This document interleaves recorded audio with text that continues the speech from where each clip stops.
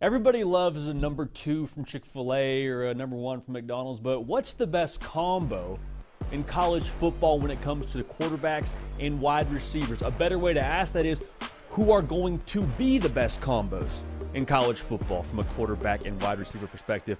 We'll talk about it on today's show, but welcome into the Hard Count. It is Thursday, June 27th, 2024, the last one on the face of the planet.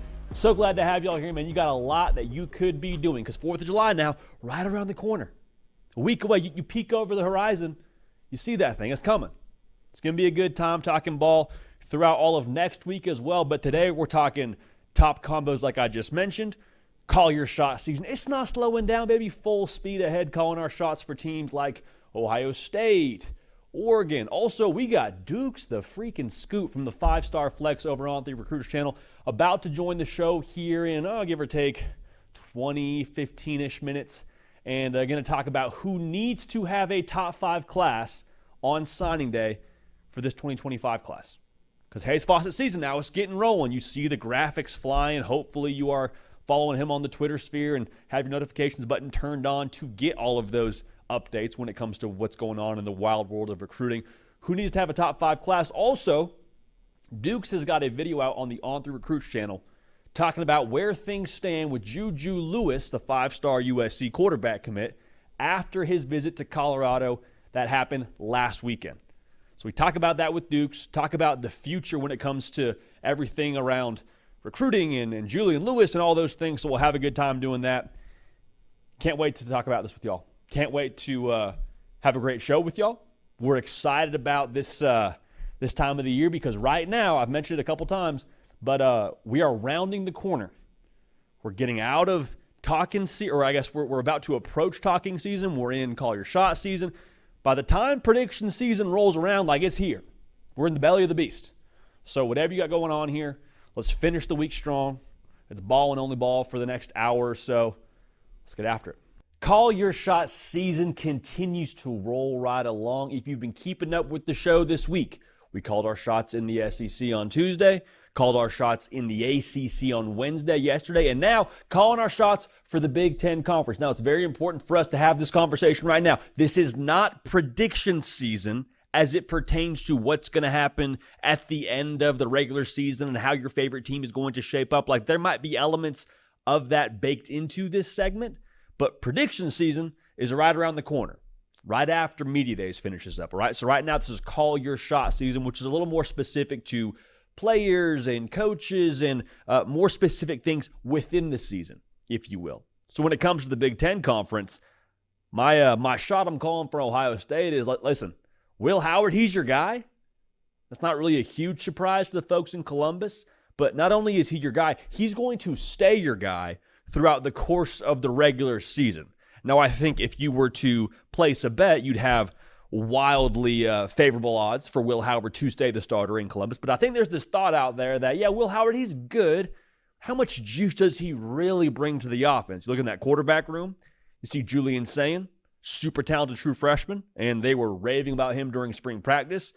You see Devin Brown, who you're not 100% sure what you have in him just yet. And I think there's sort of this thought that, like, Will Howard is good, but is he the answer? And I'm just telling you, whether he's the answer or not, you're riding with him for the entirety of this season. I also think that it's important for us to mention, I do think he is an upgrade from Kyle McCord. If you've watched this show for any length of time, you know that we are dying on this hill. The experience he brings, having played multiple years of college football, whereas Kyle McCord had his first year as starting quarterback last season, and the mobility he brings, running for something like 9 touchdowns last year, is a game changer in this Chip Kelly offense. Now, this is a hunch. I can't prove this, but this is kind of baked into my call your shot when it comes to Ohio State and Will Howard. I think that the way Will Howard plays, with him running behind his shoulder pads, not afraid to lower his helmet for a first down against a safety or a linebacker, whoever it is, the way that he plays with the emotion and the fire, I think that's going to endear him to this locker room if it hasn't already. And I think that Will Howard will be your guy out of what I just mentioned with the experience, the mobility, and the good decision-making, but also the fact that I think he's going to win over this team. That's not to say that this team doesn't have belief in everyone else in that quarterback room, but I think that Will Howard is going to make it evident this is his team, And I think that he is. I think he's going to prove a lot of people wrong. If you have had some Will Howard slander on your social media pages and you have taken part in that, there's still time to go use that delete button. It's a great tool. Go delete that tweet, delete that take, and save yourself from the Will Howard receipts that are about to be, I think, in full effect here post-2024. Another shot we're calling for the Big Ten. Oregon first year in the conference, right? Everyone's wondering now for these new teams outside of the Big Ten as well, Texas and OU in the SEC, Washington, USC, UCLA also joining the Big Ten. How are they going to acclimate? And I think most people have a pretty high level of confidence for Oregon their first year in this new conference. But I'm going to tell you what, man. I'm going to take a step further past Oregon just being good and competing for a Big Ten championship, which would be massive and probably falls in line with this take or this shot we're calling right now. I think Oregon, their first year in the Big Ten Conference, will have the best offense in all of the Big Ten. That includes Ohio State. That includes Michigan. That includes Wisconsin. Y'all know I love me some Wisconsin now. I'm very partial to our folks out there in Madison. But I think that Dylan Gabriel, his experience, his skill set, the skill players around him with Evan Stewart and Tez Johnson in the backfield and the offensive line and the tackles, like I love the way this team is built offensively. And then the scheme itself is really what ties this whole thing together. You can have good players, but if you don't have a good strategy as to maximizing that talent, like what are we doing here? Last year, Oregon's offense averaged 41 points a game with Will Stein as the OC.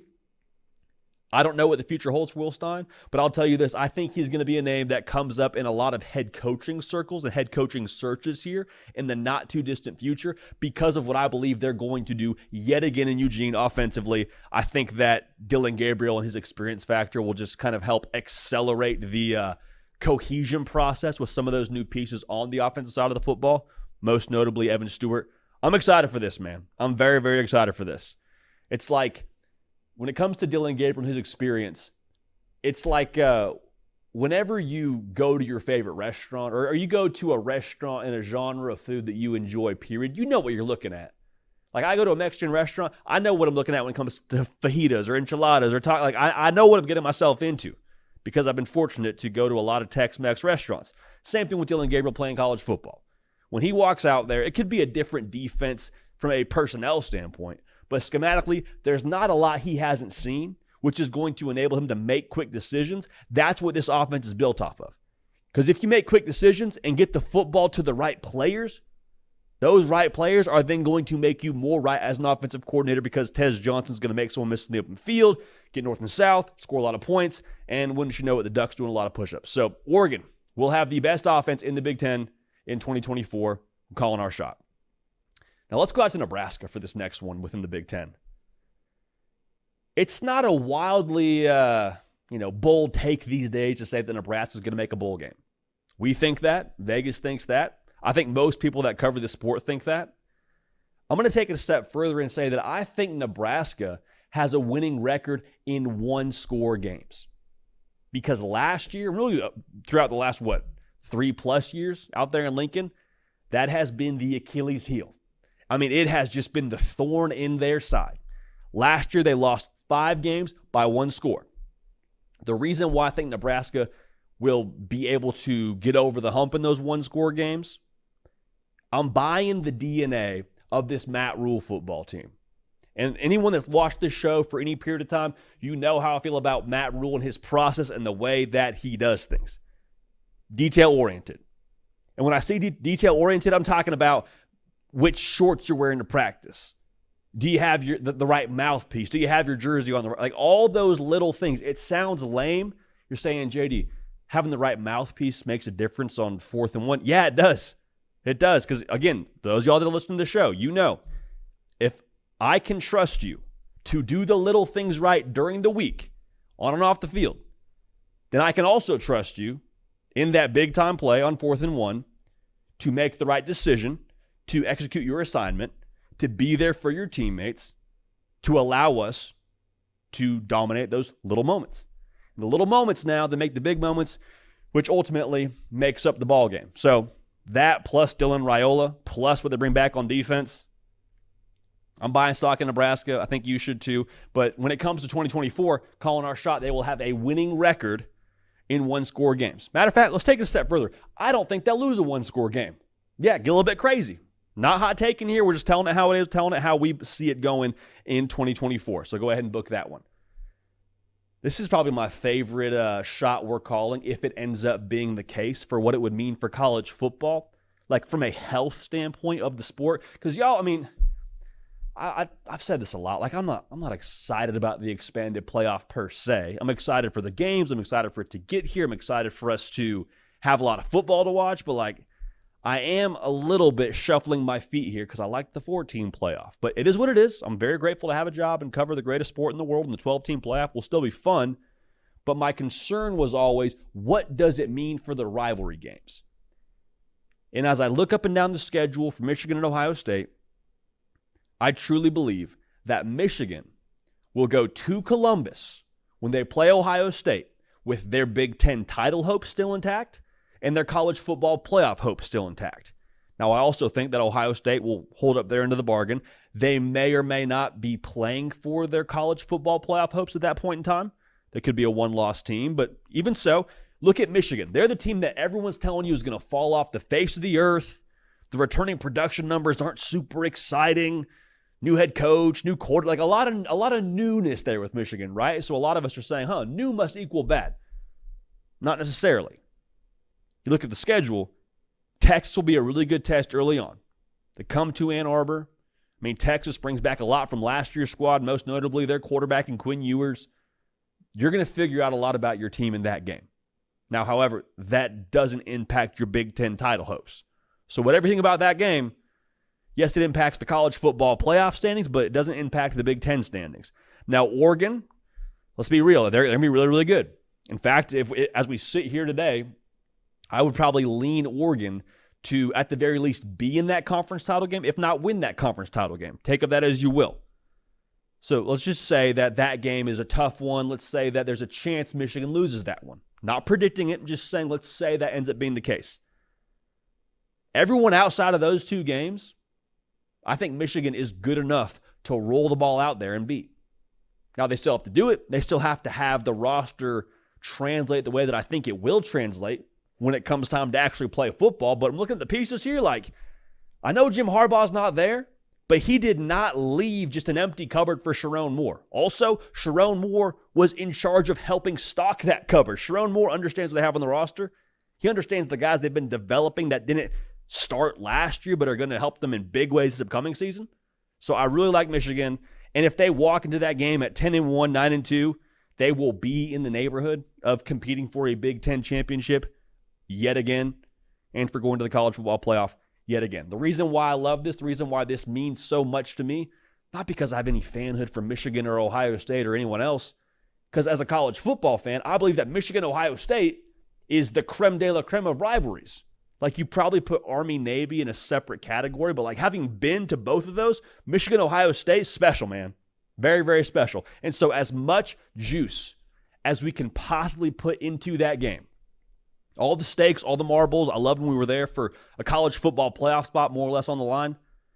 That's what really gets the juices flowing and really makes instant classics when you talk about the great Michigan-Ohio State games of the past. So that's going to be a lot of fun. We're calling our shot. We'd love to see that one. Last shot we're calling here in the Big Ten. Let's go with another newbie, huh? USC, welcome to the party. Welcome to the Big Ten. Hope you got your line of scrimmage in order. I know the folks in LA are hoping so as well. The shot we're calling here is that defense, yes, the defense that's been scrutinized, picked apart, made fun of, left for dead. They brought in a new defensive staff, Danton Lynn.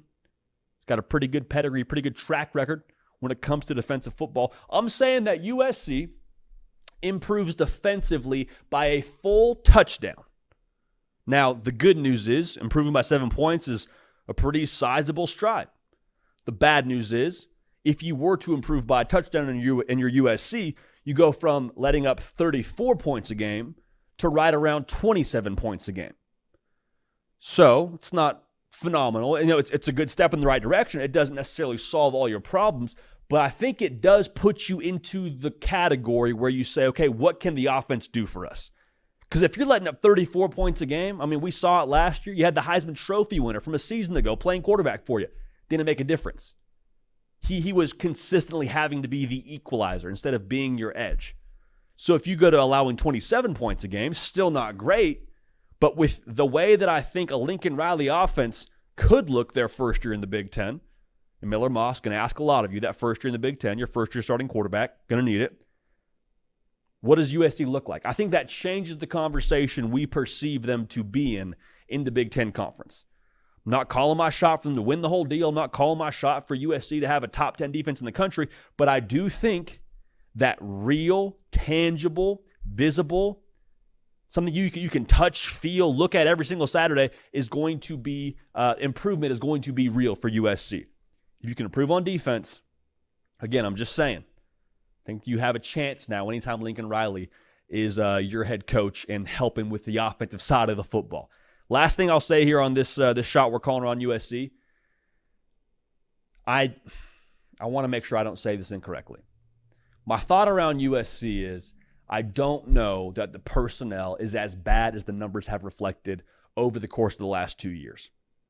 Because I look at games against, I mean, let's be real here. I look at games against drastically worse talent level offenses compared to what USC should have on defense, and something's not adding up. Like Arizona State should not be able to run inside zone against us and get what they want. Arizona State should not be able to dial up X, Y, and Z pass play and catch us out of position.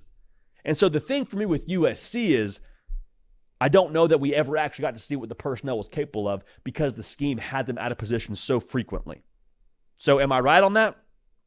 I guess we'll see this year if Dan Lynn and that new staff out there in LA is able to make some strides and put them in better position. But overall, I cannot wait for it. The Big Ten is going to be one of the most exciting conferences in college football with the newbies, with the storylines around Ohio State, with Michigan and their resurgence in some ways, which sounds weird after winning a national championship, with Nebraska coming back to life. It feels like going to be a lot of fun. Calling our shot. Let me know yours in the comment section below.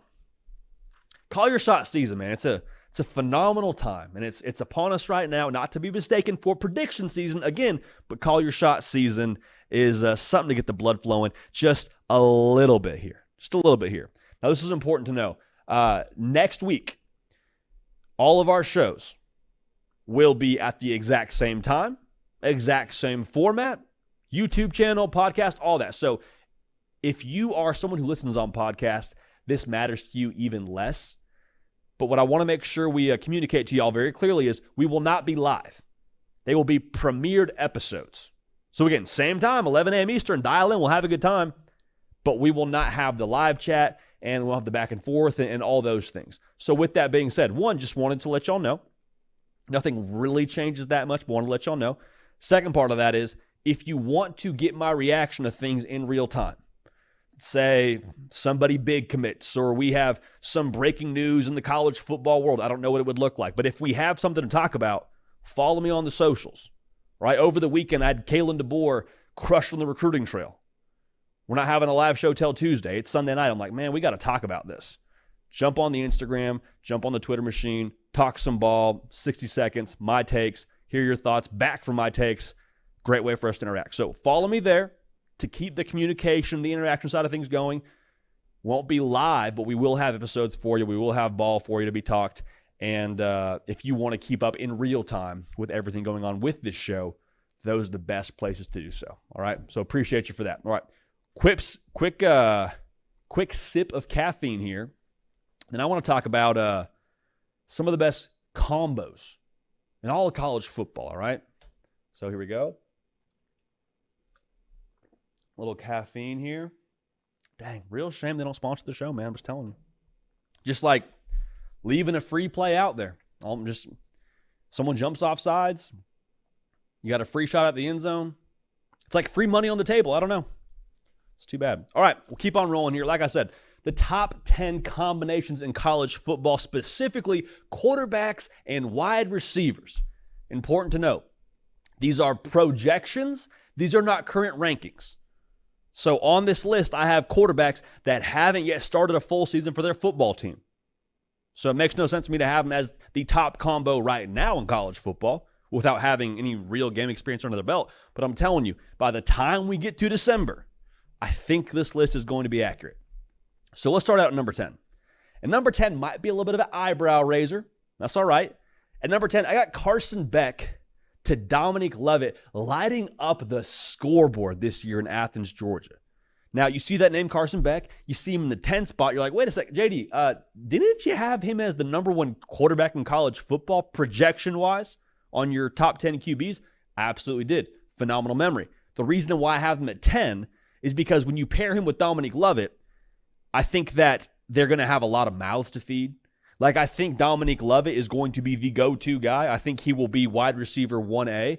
However, I think there's going to be several wide receiver 1Bs, whether it be Colby Young, whether it be London Humphreys, whether it be Oscar Delp at tight end. Like, there's going to be people to throw the football to here for Georgia. Also, we're not accounting for what they're going to do in the backfield. So, statistically, they may not light it up quite as much as some other guys on this list. But Carson Beck, Dominique Lovett, both going into year 2 of starting experience out there at Georgia, they're going to run it up. If you watch that spring game, I saw Dominique Lovett do like a Cirque du Soleil catch on somebody's back and bring it in and hit the fence. It looked painful. That's just a sneak peek, a preview, if you will, of what they're going to do in 2024. So Beck to Lovett, book it, one of the top 10 duos in college football at the end of the 2024 season. This next one, this logo is no stranger to any quarterback or wide receiver power rankings list. Will Howard to Emeka Egbuka, baby. Running in at number 9. Emeka Egbuka is the alpha in that wide receiver room. Jeremiah Smith has got to get his.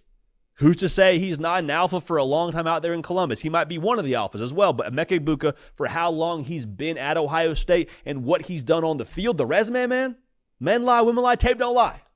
Okay, Emeka Egbuka has been a 1,000-yard receiver. Will Howard has, I think, taken some lumps throughout his career playing college football. He is taking some lumps, I would say, in the social media sphere right now as he leads into this season at Ohio State. I said this before on the show. I'll say it again. He's an upgrade. He is. I love Kyle McCord. I hope he dominates at Syracuse. Will Howard is better for you at quarterback, both running the football and throwing the football. Also, we have to probably account for this as well. Ohio State, with Chip Kelly running the offense, is, in my opinion, going to be much more dynamic. I think they will be run to throw, which is one reason why I don't have them higher on this list when it comes to Will Howard and Emeka Egbuka as a duo. But they're going to put up big numbers. Like, to be the guy at Ohio State, Emeka Egbuka's waited his turn now. Will Howard, I believe, has, in some respects, I suppose you could say, also waited his turn from a national level, being in the spotlight. But, like, this is the time now. This is the time for them. Again, when it comes to other mouths to be fed at Ohio State and the run-to-pass kind of approach I believe they'll take. That's why I don't have them higher on the list. But nonetheless, going to be a top 10 duo, I believe, in college football in 2024. All right, now at number 8, let's go out to Coral Gables. I got Cam Ward and Xavier Restrepo. Now, Xavier Restrepo does work in the slot. Cam Ward, his first year out there at Miami, being a starting quarterback for the Canes. The reason why I have them at 8 is because everybody needs good insurance, right? Car insurance, health insurance, life insurance. Cam Ward, when he is back there and gets some trouble or he doesn't know where to go with the football, he's going to his insurance, and that is Xavier Restrepo. Like a good neighbor, Xavier Restrepo is there. Don't sue us if that's your jingle. They will, I believe, benefit from the other pieces on that offense. Damian Martinez pounding the rock, kind of keeping those defenses honest. Speaking of keeping defenses honest, Sam Brown, the transfer wide receiver from Houston. If you try and creep up and just play that more shallow coverage, you're going to be turning around and have 6 points scored on you. So Xavier Restrepo is going to be, I believe, a monster when it comes to kind of that middle of the field, those intermediate routes. He's going to eat and eat greedy. Cam Ward will find him consistently. Where they will be really, really dangerous for opposing defenses is when Cam Ward decides to ad-lib. And they're probably working on this right now throughout the course of, well, I guess when they get into fall camp especially, but right now when they do those throwing sessions during the summer, when the play breaks down and Cam Ward breaks contain, his eyes go downfield. And if you're a receiver, you're taught to break off your route You have different responsibilities within that. But if they can develop that sixth sense where Cam Ward knows, okay, Xavier Restrepo is going to this spot of the field because that's what we practiced, that's what he's done during practice, and just sort of have that unspoken connection during the play, it's going to get crazy. They're going to put up big numbers in Coral Gables, and Cam Ward will probably have his fair share of accolades in the postseason he's nominated for. Xavier Restrepo is beloved for a number of reasons out there at Miami. One of the most, I guess, notable reasons is how consistent he's been and how loyal he's been to Miami. So I think he has major dividends paid for him with Cam Ward at quarterback this upcoming season. At number 7, this is one of those new names now we talked about. Haven't seen him play college football really just yet. I guess if you count the bowl game, you could say you saw him play some ball. Nico Iamaleava to Squirrel White. This, to me, don't want to put too much of a label on it. Don't want to give him too lofty of something to aspire to. But this, to me, gives Hendon Hooker to Jalen Hyatt vibes. Because Josh Heupel told us in an interview, Nico Iamaleava is as talented a player as I have coached. I'm imagining that includes someone like a Hendon Hooker. Now, the reason why that offense cooked the way that it did in 2022 is because Jalen Hyatt, if you gave him man-to-man coverage, he was burning you with a smile on his face. He had real deal speed, and the way Josh Heupel's offense operates, they're going to spread you out, match you up one-on-one, receiver win your matchup, quarterback give him a good ball, we're scoring points. They're going to do that a lot this year at Tennessee. Last year didn't have, I don't think, the quantity of guys to do it. No shade to Joe Milton. I don't think they had the quarterback consistency to do it. They're going to have it this year. They're going to put up big numbers. They'll benefit from the attention defenses have to play to a Brew McCoy, to a Dante Thornton. Across the board here, Tennessee can make you sweat a little bit more than they could last year. That's going to be one of the best duos in college football. Mark my words. Squirrel White, I've said it before, been clocked on the catapult technology at over 21 miles an hour, I believe. Y'all, that's speeding in school zones. You've heard me say that before. Big things ahead for Squirrel White and Nico Iamaleava. Now, at number 6, we'll stay in the SEC. Garrett Nussmeier to Kyron Lacy, man. This is first team, all wait your turn kind of duo. Because Garrett Nussmeier, he could have gone and played somewhere else last year, y'all. Like, he could have. We saw it in the bowl game. He was ready. He's got the physical skills to do it. Kyron Lacy had a good year last year. The only issue is he was sharing targets in production with 2 first-round picks in that wide receiver room. And I'm sure that he was happy for his teammates, but now he steps into this season where it's like, hey, yes, C.J. Daniels is here, but this is supposed to be the Kyron Lacy and Garrett Nussmeier show in a lot of ways. I wholeheartedly believe that. Good things come to those who wait. If the bowl game is a preview of what they're going to be, Kyron Lacy had 6 catches for 95 yards with Garrett Nussmeier playing quarterback. Kyron Lacy puts up, it feels like a highlight play every single fall camp or spring ball or whatever. When it's one-on-one, it's a 50-50 ball, Kyron Lacy is making that catch. Garrett Nussmeier has proven he is willing to give his guys a chance, sometimes to a fault. I think the reps he's gotten behind closed doors in Baton Rouge will only propel him as he steps into his role as QB1 for LSU. I cannot wait to see them take the field. I cannot wait to see them reap the rewards of having waited their turn in Baton Rouge and do big things in this Joe Sloan offense.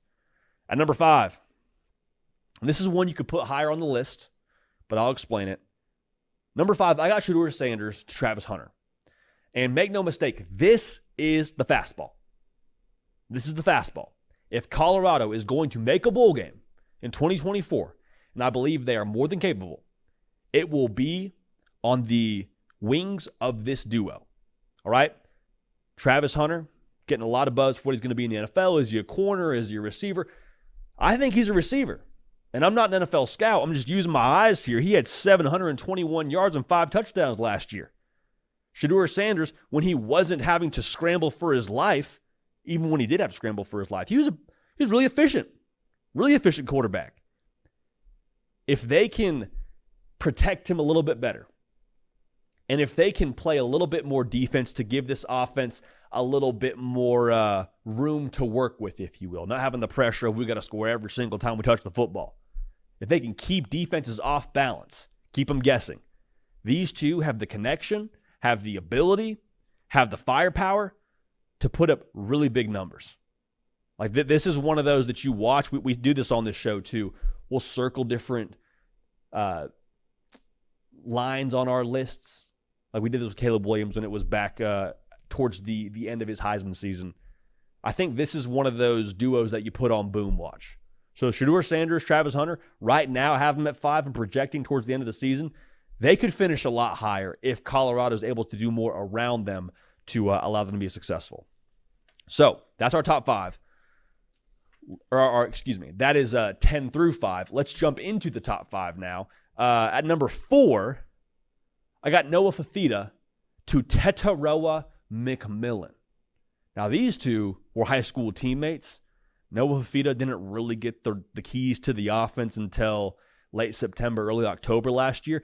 They're just getting warmed up. They are. T-Mac had 1,400 yards receiving last year for 10 touchdowns, 90 receptions. He is a matchup nightmare. And he had 2 games with less than 5 catches. Translation, they're going to try to get him the football. I know it's a new staff. I understand that. Noah Fafita and the chemistry they built up over the course of their not just college career, but high school career as well, that's going to be massive.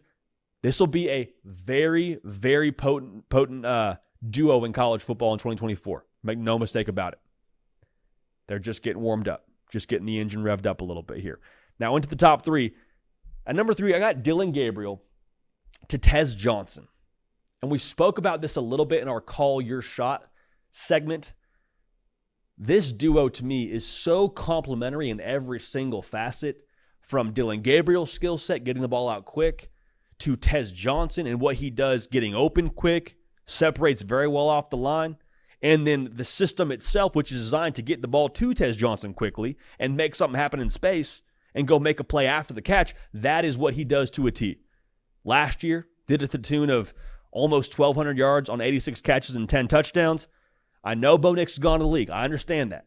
But Dillon Gabriel and his experience factor we've talked about on this show is going to equip him to get the ball to Tez Johnson consistently and allow them to do numbers, I think, like they did last season at Oregon offensively. So at number 3, Dillon Gabriel and Tez Johnson will be, without question, one of the best duos in college football at the end of next season.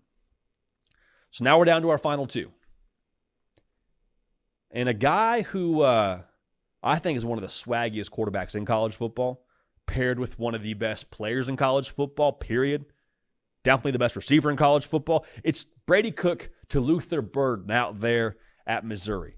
And the big thing with them is this is now going to be the sequel to what they did in 2023. A lot of people will tell you, Nick Brake, Movie Stand, he'll tell you, a lot of times sequels, they fall short of what the original movie was, right? Sometimes the story is not as good. Supporting cast isn't as good. It's going to be the case here at Missouri in terms of what you brought back from last year. Cody Schrader, gone to the league, a lot of production, gone from the defense, new DC. Doesn't mean it's going to be bad, but it does mean there's some question marks there. So what happens then when you don't have as good of a supporting cast? You need those stars to step up. You need my Leonardo DiCaprio to carry the movie. My Matt Damon, carry the movie. Mark Wahlberg, carry the movie. That's what these guys are to me, all right? So last year, 86 receptions for 1,200 yards and 9 touchdowns. I would expect them to lean even more heavily on Luther Burden in the pass game this upcoming season. They'll be creative with it. They'll find different ways to get him involved. But this duo will be what Missouri leans on as they eye a college football playoff berth in 2024. Make no mistake about it. So, that is 10 through 2. And at number 1 here, we got a transfer wide receiver playing with an experienced quarterback. And I got Quinn Ewers to Isaiah Bond as my number 1 projected duo in all of college football. And the big thing with this is here, let's not overthink it. I get Isaiah Bond. He's new to the system. I understand that. Let's not overthink this. You have an explosive offense under Steve Sarkisian, that schematically will maximize great athletes. We saw it with Xavier Worthy. We saw it with Adonai Mitchell. Isaiah Bond, with how explosive he was last year at Alabama, I don't think leaves any doubt about what he can do with the football in his hands and how he can separate from a secondary. Sark is going to scheme Isaiah Bond open. He's going to give him opportunities to win. You pair that with Quinn Ewers going into his third year in the system, who it feels like really hit the ground running last year and looked like a new version of Quinn Ewers. If he picks up where he left off last year into this year and even builds on that, how good is Texas going to be? For the purpose of this segment, how good is Isaiah Bond going to be? I told you already, I think he's going to be a 1,000-plus yard wide receiver because there's a lot of production now to be made up. Adonai Mitchell, Xavier Worthy leave right around 2,000 yards receiving on the table. I'm not saying Isaiah Bond is responsible for all of it, but with his skill set, with this offense, with Quinn Ewers at quarterback, Isaiah Bond will do numbers like Goodwill Hunting, and Quinn Ewers will play a major, major part in that, obviously, going into year 3 now as the quarterback out there in Austin. So, to recap it for you, again, projections, not current rankings. So we're looking into December to give you our top 10 here, but my top 10 combos, no sauce, maybe extra sauce, in all of college football. Number 10, Carson Beck to Dom Lovett out there at Georgia. At number 9, out to Columbus, where Will Howard and Emeka Egbuka will do big numbers at Ohio State. For Miami, Cam Ward to Xavier Restrepo will be something you'll hear a lot out there in Coral Gables and as a college football fan, period. Nico Iamaleava, he's special. Squirrel White, also a special player in that system with Josh Heupel. Be big fireworks out there in Knoxville.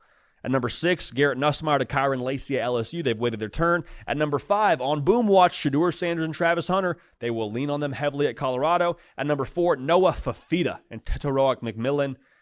High school teammates, turned college teammates, turned doing probably some pretty wild things to the Big 12 this year. At number 3, Dylan Gabriel to Tez Johnson at Oregon. Brady Cook to Luther Burden from Missouri. And the number 1 duo in college football in 2024 will be Quinn Ewers to secret agent Isaiah Bond. Now joining us, host of the 5-Star Flex on the On3 Recruits channel, the official, unofficial mayor of Atlanta, Georgia. That is the man, Phillip Dukes the Scoop. Dukes, what's up, man? How we living? It's recruiting season, it feels like. How we doing? Man, it's hot, but I'm happy. It's recruiting season, commitments every day. It's my time of year, baby. What's going on, JD? Dude, I'm doing phenomenal, and it's fun right now. I call it like Hayes Fawcett season. Like if you're not following him on Twitter, for anyone watching this show, you just hit the notifications, and you will be like, it's like a Woj bomb dropping, but college football recruiting. I want to talk about this with you, man. When it comes to teams that like have to land a top 5 class, because recruiting is the lifeblood of the sport, is there a specific team, maybe a number of teams that jump out to you where you're like, hey, on signing day, this team has got to be in the top 5, otherwise we got problems? Absolutely. I think first and foremost it's got to be the Auburn Tigers. I think that this year is the year that Hugh Freeze and the new staff was looking towards or looking to say, hey, we're here, to kind of announce yourselves in the way that he announced himself in Mississippi when he was at Ole Miss. So I think that if you don't get a top 5 class this year, as close as you are, they're flirting around the top 5, and based on other commitments, they've fluctuated a little bit. But if you get a top 5, that means you landed your quarterback. You get a top 5 class, that means that you probably picked up on one of these big-time receivers that you've been looking at. So let's say how the dominoes fall. If you're able to land a guy like, let's say, Julian Lewis, okay, he's going to help buoy that class to where they kind of pump up into that range. Then you get a guy like, let's say Caleb Cunningham a few weeks ago said he was Auburn was his number 1 school. Right now it's hot and heavy with Alabama, but how does that look if Auburn puts together, let's say they're 6-1 around October, November, or they have one of those records where people are starting to turn heads and they got a signature win, then a lot of these commitments or a lot of these who your leader is now doesn't mean as much when you see Auburn in a light that Auburn hasn't been seen in a long time. Just think about this. This class, the class of 2025, has not seen any of the power Auburn teams since they've been in high school. They don't know Jordan Hare when it's been rocking because you got a top 10 team hosting, not only a top 10 team coming to town, but a top 10 team hosting. They don't know that, Auburn. So I think that if they can put some wins together on the field, you get a top 5 class, and that's something that you have to do in order to keep the momentum going for Hugh Freeze next year. Man, I think you brought up a really good point. Like, if they're able to have some success on the field, let's say they pop for a 9-win season, I'm curious to see how much that would translate to how they could close on signing day. I want to get your opinion on this, Dukes. We obviously are aligned of, okay, if Auburn has success on the field, they're probably going to feel pretty good about where they stand on signing day. How much work do they have to do before game one? Is it a thing where Auburn's going to close late, or is it a situation where you want to build that fortress up as much as possible with as many commitments and as high up in the rankings as possible and hang on until signing day? I think it's a more of a 75-25 type deal. If I were to put it in percentage points, I think you want to have your class about 75% of who you want in the class with no regard to the transfer portal. We're just talking about high school recruiting. You want to have about 3/4 of your class at least on the hook, if not committed, really hot and heavy with 3/4 of your class. And then that last little bit, that last 25% are the ones where you can go and start to poach other recruiting classes and say, hey, see what those guys are doing down there on the plains? Hey, come be a part of it. And I think as long as you have the majority of your class, you know who it's going to be, you're always going to find those guys who, develop late in their high school careers and become ball players. They become Power 5 SEC type guys. Right now, there are guys committed to Group of 5 schools who are going to be 4-star, at least 4-star guys when it comes to who they end up being in this class. So I think that for sure you got to have at least 3/4 of your class done, and then you have 25% to kind of play around with.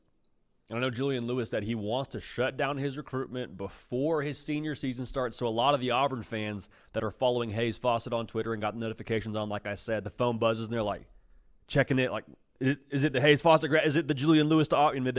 They're waiting for it, brother. They're waiting for it. Who else needs to be in the top 5 on signing day? Dukes, any other teams you're watching closely?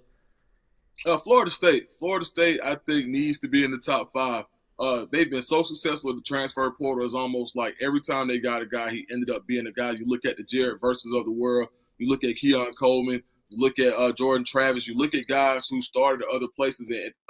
Johnny Williams. You look at guys who started at other places who really developed and flourished at Florida State. Now we need to see the development part. Losing out on KJ Bolden last year when I thought was huge, because you got to see Florida State continue to get these 5-star guys, because we haven't seen it on a consistent basis without using the portal.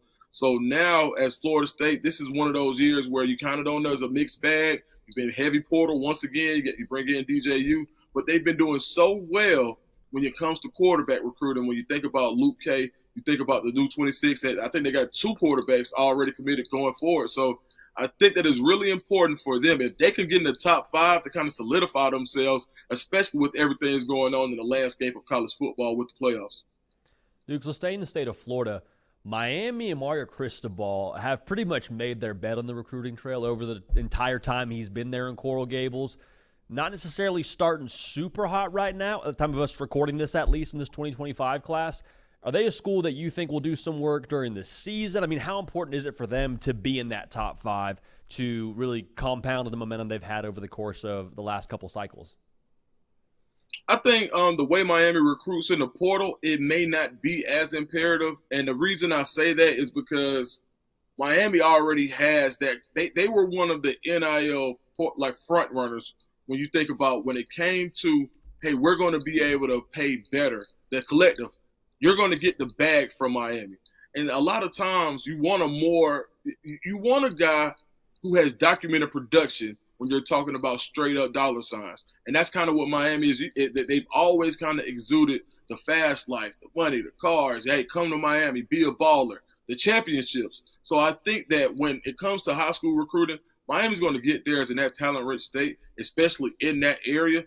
But they don't necessarily have to be a top 5 school based on how well and what they represent in the transfer portal. And I say that conversely with Florida State because that's kind of what Miami presents. I understand I said they're differently for Florida State, but I think Miami is a different ball game. I think Florida State really needs to be top 5.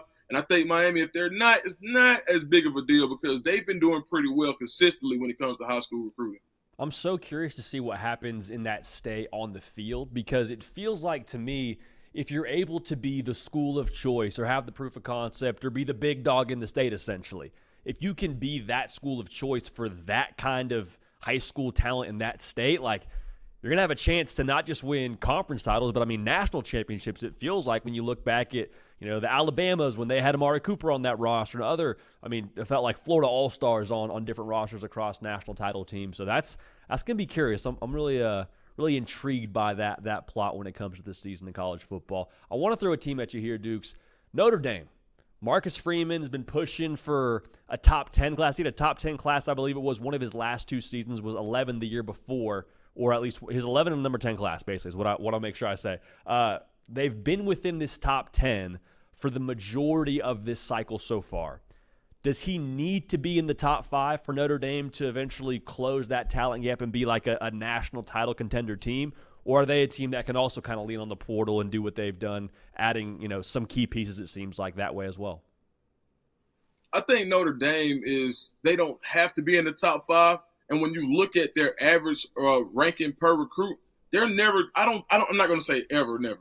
They're going to recruit guys, but I think that Notre Dame recruits with a filter. So you're not able to go get any 5-star. You have to get a 5-star for Notre Dame. You can't just go get any 4-star. You have to get a 4-star for Notre Dame. So that kind of closes the net in which you're able to fish with. Conversely, you think about it now, Notre Dame is Notre Dame for a reason. There are going to be guys who have been Notre Dame fans their whole life. You think about what they represent in the Catholic community. Like, Notre Dame is a school that's going to have every opportunity to be a top flight school when you think about how they recruit, who they're bringing in, because they're not just getting guys. They're getting really good guys who want to be at Notre Dame. And I think there's a parallel that we can draw in today's college football world to what Villanova was able to do in basketball when they were winning championships, when everybody was a one-and-done guy. They were able to put together a team of guys who wanted to be at Villanova, keep that team together, and as they grew together, they won. I think that's the same thing that's going to happen at Notre Dame. So they don't have to be a top 5 because the landscape at Notre Dame is just a little bit different when it comes to college football. So as long as they hang in that top 10 range, they'll be fine. I mean, Marcus Freeman right now, with what he's done revitalizing that brand since he's been in South Bend, I keep saying it on our show, like, it feels like he's making Notre Dame cool again, and that's translating, it feels like, on the recruiting trail. One more team, Dukes, I want to get your opinion on before we move on. Alabama, everyone's question, mine included, when Kalen DeBoer took that job was, okay, he can coach ball, won a lot of ball games. Can he recruit in the SEC? Can he swim with the Sharks? And so far, he is answering before he's even coached a game at Bama, yeah, I can. Does Alabama need to be in the top 5? This is one where I think I would say yes. Am I crazy? Do you agree? What are your thoughts here, Dukes? I agree. I just think as far as what the naysayers say, coming from cross country, he was at Washington. When you think about Washington, recruiting in Tuscaloosa, Alabama seem like apples and oranges. Well, he's not pressed. He's not phased. And there's something about when people visit Alabama, they want to commit on the spot. I haven't seen it like this with any other school in this cycle where guys take a visit. Like, usually we're on it. I'm trying to get the guy on an interview before he commits. Hey, I may be in constant communication with the guy, and then he, boom, commits. And he's like, yeah, hey, sorry, Dukes, man. I just felt it. It was time to go. So, yeah, I think it's really important because look at where they're starting. You got your quarterback. You've got athletes all over in different positions. Now you just got to close strong. Now you're getting your offensive linemen. It's starting to kind of look like an Alabama class that you don't know who's pulling the strings. Is it still, who knows? You can't tell because that's the way that they're recruiting. So big kudos to Kalen DeBoer and the Crimson Tide. Big shout out to Courtney Morgan, who's a big part of that operation, and Freddie Roach. I think by keeping the right people in place, I thought keeping Robert Gillespie and Freddie Roach in place was really imperative to keep the ball rolling. And I think if anything else, they're continuing to recruit on the West Coast. And now that's even stronger because you have guys who are already acclimated. So I think that Kalen DeBoer is doing a great job. But with the start that they've had, they do need to finish in the top 5. And the scary thing, too, if they end up having success on the field and lock up that top 5 class, then I think the rest of college football is like, that was our chance. Saban's gone. That was our one little sliver of daylight to try and get back into this stratosphere where Alabama's human again. And we missed our window. Let's pivot here to Julian Lewis, man, because he's a USC commit. and I want to make sure I say that for all the USC fans watching this show, because I know they're already yelling, he's not flipping, he's locked in. He's taking visits. Fresh off a visit to Colorado. Really, really good video on the On3 Recruits channel from Dukes unpacking that Colorado visit and where things stand with Julian Lewis. So Dukes, just kind of rehash that for us a little bit here. Visit to Boulder looked electric. Where do things stand right now for the USC five-star quarterback commit? Yeah, I think that visit was really high on his list. But what I really believe is now is really just like splicing hairs. He's got 3 schools that he will work perfect at.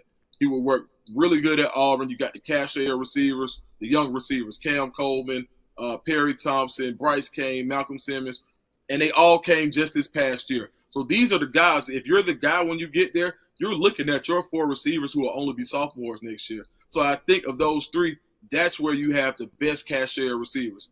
Of course, I'm looking at that. And then you also look at the offensive line class that Auburn is bringing in. They've already got 5 guys committed. They got 1 5-star, and they're going to be in it for Andrew Babalola, who's another 5-star. So you got to look at that. All right, then you go to USC. That's where he's committed. From what I understand, when it came to football and it came to talking the most with the head coaches, that's who he had the best relationship with. When you think about what Julian Lewis brings as Juju, he's an entity already. There's nobody else in high school football that commands the type of attention that Julian Lewis does. I haven't seen anything like it probably since Travis Hunter. And when you think about that celebrity that he has on this smaller scale, any other school that he goes to Auburn, biggest deal in Auburn. He goes to Colorado, biggest deal in Colorado. He goes to LA to USC, he doesn't have to be the biggest show in town. There's everything else. You got the Lakers, you got the Dodgers, he can go to USC and be a college student in LA. And that's one of the few places where his celebrity won't overtake a college town. So I think that's really important. When it comes to Colorado, when you look at the father-son bond and you look at the infrastructure that Deion Sanders has built for budding superstars, when you look at Shedeur, who has the potential to be a top 5 NFL pick, when you look at what he's doing with Travis Hunter, who was probably the most celebrated high school recruit and the most celebrated high school flip of all time, in my opinion. When you talk about flipping from Florida State to Jackson State, going to an HBCU as the number 1 player in the country, what they also do is how they do their media. Their media is segmented where Travis Hunter, he controls his own narrative. Shedeur, they're in the music. They're in everything that you could think of that Julian Lewis off the field would be important to him. They already have the infrastructure for it. And you've got a football star town they've got a glimpse of a star with Shedeur. Now you think about it and say, man, we could really keep this going. And just as important as Julian Lewis is for Deion Sanders, the fans in Boulder are thinking, man, there's no way. He's almost like the security blanket Julian Lewis would be for them to feel sleep tight at night, knowing that Deion's not going anywhere because there's no way he could leave Julian Lewis. So I think with all 3 of these schools, and apologies to Indiana, but I think with all 3 of these schools, there's really a very compelling case for Julian Lewis to go to him. And right now, it's too hard for me to put one in front of the other, except for saying that he's committed to USC. So that's who I'll go with. There we go. I mean, but you mentioned like the Colorado pitch seems really attractive for a number of reasons. Obviously, Coach Prime being at the forefront of that. Just from the outside looking in, I'm seeing the visit pictures. I'm seeing the Juju precision pass burger. I'm like, man, that would be tough for me to leave a weekend like that and not feel some kind of way about Colorado and some kind of way about going and being a part of a community like that. How much did that move the needle in your understanding based on, him getting to spend that weekend in Boulder? When we talk about the needle moving, I think that for the average athlete who hasn't been raised the way that Julian has, I would say it probably would have been a little bit higher. But with somebody as even keeled as he is, when you look at his highlights of what he was able to do as a true freshman in high school, a 9th grader, playing in the biggest classification in Georgia against some of the biggest teams, going against Caleb Downs in the state championship game, you can already tell that he's wired differently. So a lot of that stuff is going to impress a lot of kids. But Julian Lewis, it impressed him too. But as far as moving the needle, I think that it's not going to move the needle as much as it would with anybody else. Now, that's not saying that's not impressive. That's not saying that everything on the outside doesn't matter. But I think that he's really focused on the football portion of it. I think if anything moved the needle on the Colorado visit, it was the relatability and the family atmosphere that he probably wasn't expecting to get as much as he did there. So, yeah, the burger's nice. The signs and all of that is cool. But being able to go watch Deion Sanders and Shedeur have a head coach quarterback relationship as a father and a son, when you look at how tight he is with his father, TC, that's probably the most similarity that I've seen for a for a head coach in college to actually have a top pick as a son. Where else can he go get that? And I think seeing that relationship may have moved the needle more than anything else. Dukes, last question for you here on Juju. I understand he wants to shut it down. Makes all the sense in the world. 100% here for it. When I look at all three of these schools he's considering, though, to me, I can't help but feel like, okay, there's a certain degree of uncertainty baked into each potential destination. Like USC and Auburn, their over-under win total is 7.5. Colorado, their over-under win total is 5.5. And so I say all that to say, like, let's say USC gets into the Big Ten, and we're looking at that defense, looking at the line of scrimmage, and we're like, hey, this might be a project. Or let's say Auburn struggles and Shedeur goes on and wins the Heisman. Like, it feels like there's so much that could swing different ways at each, different school. How much do you think the 2024 season could impact his ultimate decision when pen comes to meet paper? I think it could a lot. When you look at it's impossible to ignore development or lack of development. So when you see guys in the fall, there are guys on paper right now who were recruited last year.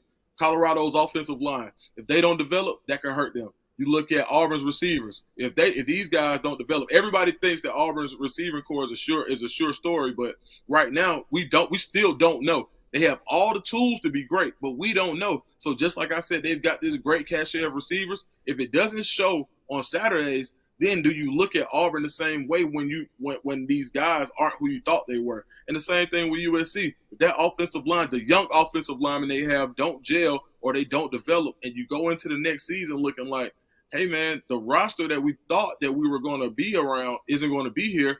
These stars that are playing well this year, they're going to the NFL. They're graduating. So I think that it's really important to see what's the most important part of this season, to see how last year's recruits, the big-time recruits from last year, and the younger guys, the redshirt freshmen, how the young half of the roster plays and develops this season is going to be probably the most important factor when you think about how the 24 season factors into Juju's decision. Man, I cannot wait to watch this recruitment unfold. And obviously, wherever he signs and ends up sticking is getting a big-time player. But Duke's the freaking scoop, baby. Hey, make sure you're locked in at the On3 Recruits channel, the 5-star flex multiple times a week. Lock in over there. But solo videos, interviews, like Duke's is just, if you have a hunger for college football recruiting, Duke's is feeding you. All right, Duke's, you're the man, brother. I appreciate you so much jumping on. Man, I appreciate you, man. See you soon, bro. Tomorrow, EA Sports giving us their overall team rankings for college football 25. Now, we understand that EA Sports is giving out these rankings. They're telling us who the best teams in the game are, but I don't think we need to wait that long. Yo, I'm going to give you who I believe the top 5 teams in the game are going to be. Now, if you are anything like me, when you played the game when it was, out several years ago, these were teams that you typically weren't allowed to play with. Like, these were teams that were off limits if you were to get them when you did your 3 randoms picking games or against your opponent in a game. So with that being said, here are my top 5 teams I believe that will be the top 5 rated teams in college football 25 from EA Sports. First things first, though, subscribe to the channel now. This game is right around the corner. We're talking a lot about this game. Why? Because y'all have told us, hey, we care about this game. We're college football sickos. This is a part of our fabric in being a college football sicko, is playing the game when the game's not being played. So just lock it in right here. All I'm asking, make sure you're subscribed so we can move forward together in a full sicko mode fashion as a community. So thank you so much. All right, at number 5, I think Alabama's going to be the number 5 ranked team in this game. Maybe not on like the icon, like number 5 ranked team in this game, but in terms of overall rating, I think they'll be a top 5 team in this game. Now, the defense, a lot of unproven guys. I understand that. I'm not arguing against that. But look at how Alabama has recruited.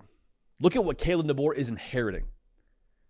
the lowest ranked Alabama recruiting class since 2021, guess what it was?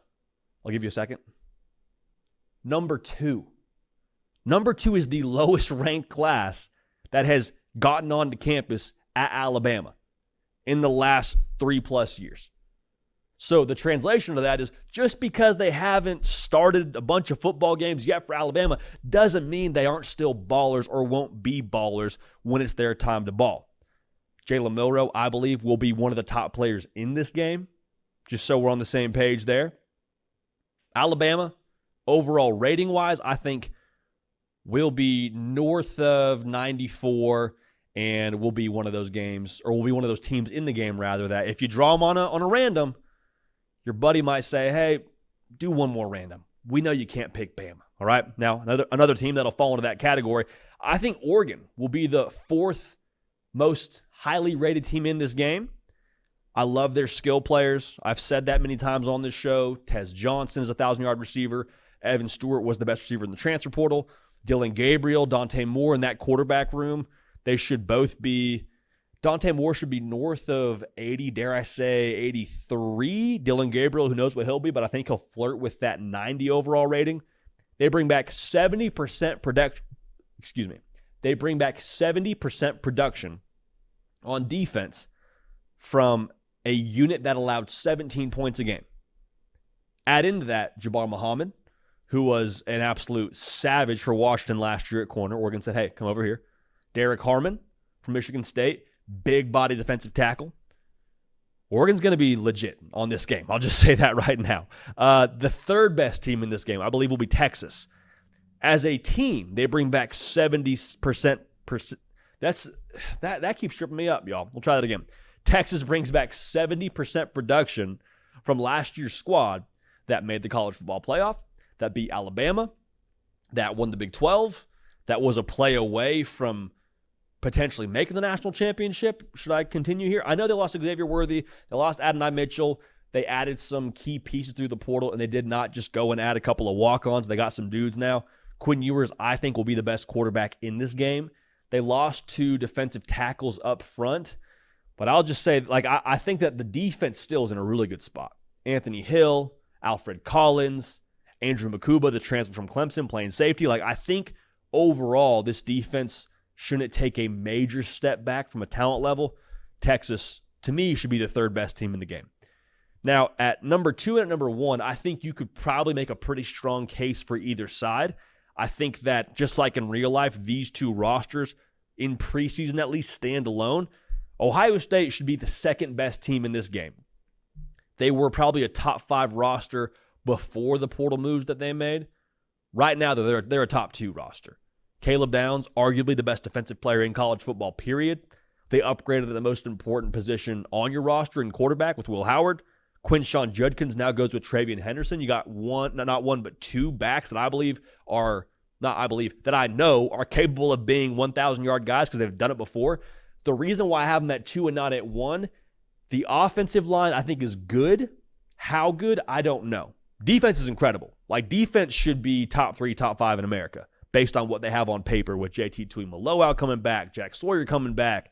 They got some dudes now on defense. The offensive line, I don't know if it's a question mark, but it's something to keep an eye on. Stars all over the place, high floor all over the place for Ohio State when it comes to their position groups. The offensive line is the only reason I don't have them at number 1. Because at number 1, I got the Georgia Bulldogs. They have averaged a top 3 class on the recruiting trail since 2021. They are the deepest, most talented team in college football. If you want to play in a shootout kind of game, they got Carson Beck. I've mentioned Dom Levitt already on the show. You got Trevor Etienne to pound the rock for you. They're going to be explosive offensively. And then defensively, they can play in a phone booth. If it's a rock fight, you want to play field position, they can play that way. There is, to me, no spot on Georgia's roster that would concern me in the slightest. They can play any style of football. Carson Beck could be the best quarterback in this game. I think they'll lean Quinn Ewers because of the fact that he's on the cover. But Carson Beck, if Quinn Ewers is a 97, Carson Beck's a 96, 95. I don't think that if you were to draw Georgia on a random, your buddy will be okay with you playing with them. So to recap it for you, my top 5 rated teams in college football 2025, the video game. You'll have Bama at 5, Oregon at 4, Texas at 3, 70% production back from last year's squad. How about that execution there? Ohio State at 2 and Georgia at 1. So let me know what y'all think when it comes to the top-rated teams in this game. And then obviously, when we do get the actual ratings out, get a actual firm grasp for, I'll say this, when EA Sports inevitably cheats off our paper here and tells you these are the top 5 teams in the game, we'll have thoughts for you as well, whether it's myself or Andy Staples. All right. Hey, great show. Great show. Appreciate y'all being dialed in with us. We are on the 1-yard line of 4th of July week. Now, after 4th of July, in the college football world, everybody starts to report back for fall camp. Fall camp starts opening. Fall camp intel starts pouring in on this show. It's about that time. If you're on podcast and you're hearing some rumbling and some pounding on a table, that's not your car breaking down. That is me getting fired up for college football season right around the corner. Again, next week, the episodes will be premiering. So we will still have a lot going on the social channels, on Instagram and on Twitter, be reacting to stuff in real time, but this show will be premiering. We'll be back live the week afterwards. Nothing changes. 11 a.m. Eastern, same time slot, same format. Some really good conversations with some of my favorite people in the space. That'll be a blast. But just make sure you're locked in now, because we get past 4th of July, it's go time. It is all gas, no brakes. It is, I mean, I don't know any other phrases that would rhyme or that would get you juiced up, but like we're go mode, all right? We're attack mode. We appreciate y'all being a part of this. We appreciate y'all treating college football like the year-round sport that it is. It's our time now. It's college football time. It already was before, but right now we are jumping headfirst into it. We appreciate y'all doing that with us. So, for Nick Brick producing the show, for myself, J.D. Piquel, we love y'all. We appreciate y'all. We're going to keep this party rolling. We will see y'all next time.